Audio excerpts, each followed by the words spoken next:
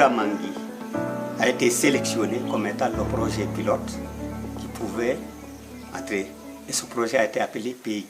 Il appartenait à ce projet, en premier lieu, d'identifier les besoins du village, trouver un partenaire local et privé pour assurer la gestion. Ça a été l'objectif. Kouramangui a été sélectionné dans ce cadre. On a trouvé des partenaires dans chaque village pour pouvoir.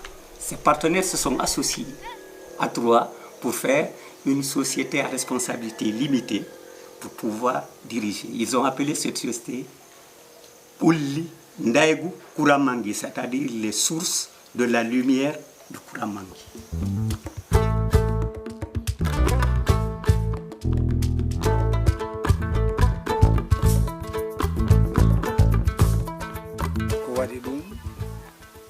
Daru tawmi haray simen heɓi courant on no moƴƴi fof no faala hara kadi no weltori ko important kadi e amen ba haray ko menen si ɓe landike ko menen e maɓɓe yo ɓe wallidirta fiino ɗum ɗon heɓora fiino on entretien ɗon waɗire sabuna ko si tawi hawri ɗum ɗon waɗama kippama si tawi ko ɓe addani en ɗon ko yaara yeeso ma juuta balɗe.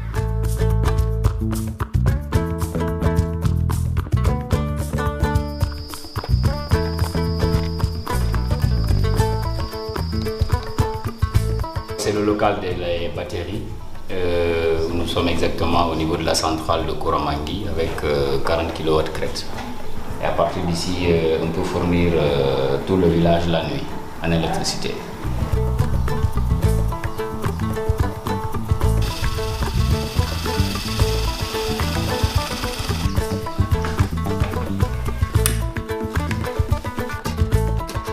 On a tellement besoin de ça. Vous savez, quand on dit développement, c'est le courant et l'eau. C'est pour clarifier ici et pour permettre les enfants aussi de faire leur révision du soir. C'est ça.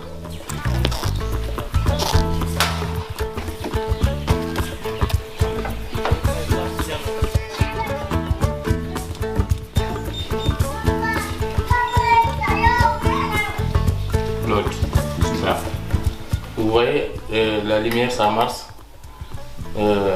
lampe ça marche. Bon, je vais brancher mon téléphone, d'ici peu du temps, presque d'ici 1 heure, 2 heures, ça va être plein. Voilà, ça commence à charger. C'est important parce que c'est ce qui va nous permettre de communiquer maintenant, c'est le téléphone.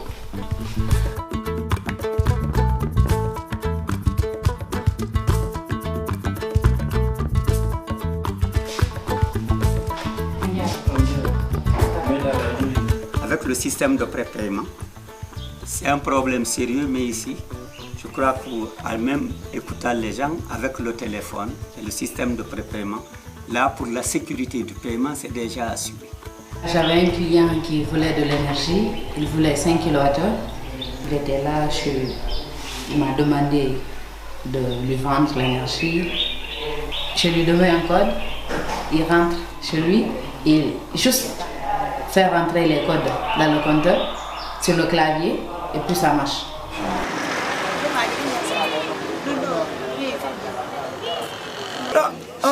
ɗo meɗe weltiɗo moƴƴa par ce que ɗo facture ji ɗi ɗo ko kontigi yer ko wattuɗa o yer ko consomuɗa o ko ɗum ɗon haray ɗandi ko ɗum ɗo consomuɗa consoma kadi haray ɗandi ɗon on a consoma mbuɗi maɗi haray hiɗi maɗi.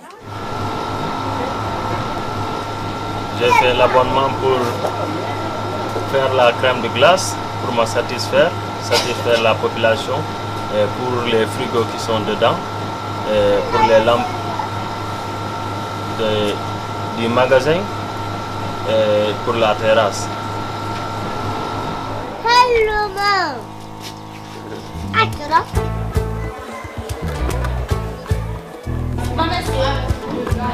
Le gaz, quoi? Oui.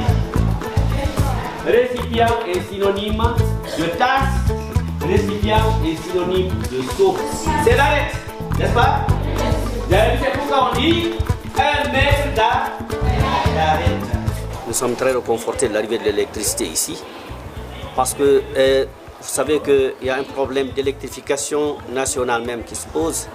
Si nous avons l'électricité au niveau de notre établissement, c'est pour essayer de parfaire davantage l'éducation à Kouramangui. Je suis très réconforté parce que ça va nous permettre de tenir les cours même la nuit, surtout pour la classe d'examen, où nous souhaiterions qu'on ait 100% d'admis au brevet de premier cycle de l'élément, premier cycle, BEPC. C'est le bureau de monsieur le principal. On nous a donné du courant, nous sommes très contents, très satisfaits. Nous avons une ampoule là pour le bureau, pour l'éclairage. Il y a une prise, un cadre d'ordinateur qui va nous permettre de bien fonctionner. Et nous avons vraiment l'amour et l'engagement qu'il faut pour la réussite du collège de Kouramangui.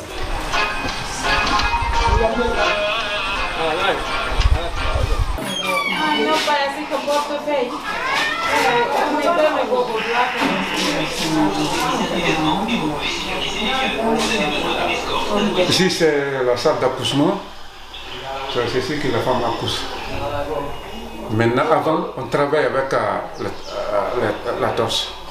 Mais maintenant, là, dès qu'une femme se présente la nuit pour un accouchement, vraiment, on ne fera que faire le travail de nuit. Il y a le courant 24 heures sur 24.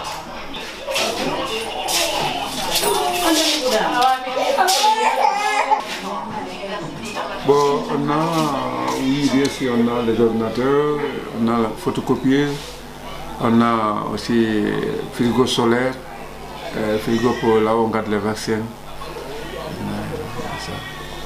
Rendre réellement l'énergie efficace, c'est consommer peu, payer peu, mais pouvoir assurer totalement toutes ces installations.